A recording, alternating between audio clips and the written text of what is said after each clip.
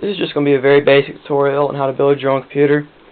Very generalized. I'm not going to go into depth on how to do every single little thing. But I just thought I would do this because I'm doing a computer rebuild myself. I'm moving up to an NVIDIA N4 680i SLI motherboard. This just came in the mail today, and it's amazing. I haven't used it yet, but I've heard great things about it. Great overclocking potential. Still running on my E6300. 2 gigs of RAM, which is what I used to have. I'm upgrading to an 8800 GTS, but I don't have it yet, so I'm using my 7600 GT for now. And a water cooling system.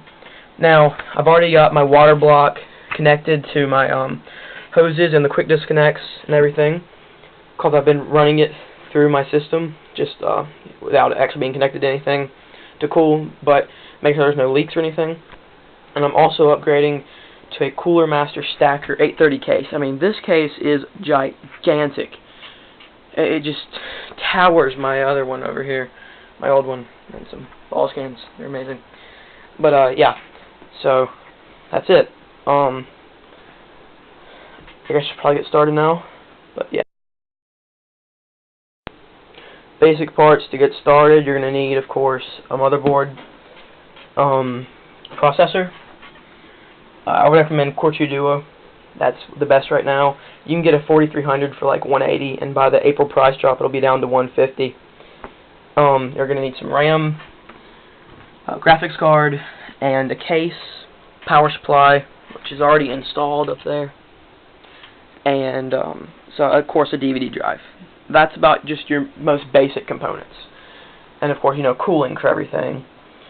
Now, the optional things you can get are, of course, a different cooler, like a Zalman air cooler or a water cooling system, TV tuners, more CD drives, floppy drives, media card readers, you know, things like that. Fans, or, you know, just optional stuff like that. Of course, you can also have 2 graphic cards if you have an SLI setup. And that's about all. The first thing you're going to want to do is install all of your bay, I don't know exactly what to call them, anything that goes in these 5.5 drive bays or the 3.5 like a floppy drive. Most new cases today have a toolless installation where you can slide something back and forth like this and it'll lock into place, or that where you can move it around and just twist a little lock like my old case was, and they'll lock into place. Alright, see here I've got my 2-bay water cooling system, DVD drive, media reader with external SATA ports, and a floppy drive. And then down here, this has a internal 120 millimeter fan intaking air. Once you've got all of these things installed, just put into your case. You don't need to actually connect anything yet. Go ahead and take your hard drives and screw them into your hard drive bay. Now, some have toolless, some don't. This one, the stacker, does not have a toolless installation. You actually have to screw stuff in. And once you have that in, then just go ahead and put in your power supply. This was easy. It's just you place it in the back and then screw 4 screws in. And then I've got all my wires that I need here. My main motherboard connector, Molex connectors, SATA power connectors, and that's about it. Also my 4-pin motherboard connector, which is now on the 680i. You have to use this one, which is an 8-pin. And just go ahead and let them dangle. You can clean up your wiring later. You're also going to have some case wires, like your power resets, which is that's not what they are. Right here, your power reset, power LED, and hard drive LED, and these will just go straight in your motherboard. And so just get everything down that for now, and then you can screw. Okay, I've unpacked my motherboard. Here you can see it's a very nice looking motherboard. Black PCB, 3 PCI Express slots, so you can have actually 3 graphics cards, I believe, or you can have 2 graphics cards, an SLI, and a physics card, PPU. The packaging was just excellent, better than anything I've ever seen in any type of motherboard.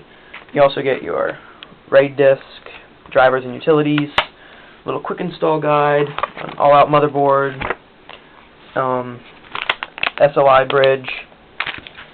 Looks like some USB, serial, and FireWire port extenders. Backplate, chipset cooling, and ATA cables and SATA cables. And that's about it for this. This manual looks very nice. It's quite thick, bigger than the other manual I've had for motherboard. This motherboard, in case you don't know, it's pretty much one of the ultimate motherboards. Let's see. You can see in the back here we got dual gigabit LAN, 4 USB ports, regular audio, optical audio, 2 USB ports, 1 1394, and 2 PS2 ports. That's about it. Looks real nice. Also, it's got a little post indicator, so you can see what's happening during your post if something goes wrong. The LEDs. Built-in power and reset switch. This is a great idea. I think that's it. Looks real nice. Also, you got 2 SATA ports over here on the side, and then 4 up here, and an extra Molex connector. If you're running SLI, just to get a little bit more power. So next thing I'm going to be doing is screwing it in to the motherboard tray and getting it. Whatever case you choose may or may not have a removable motherboard tray. The stacker is a very high-end case, so it of course does. And first thing you're going to need to do, whether or not you have a motherboard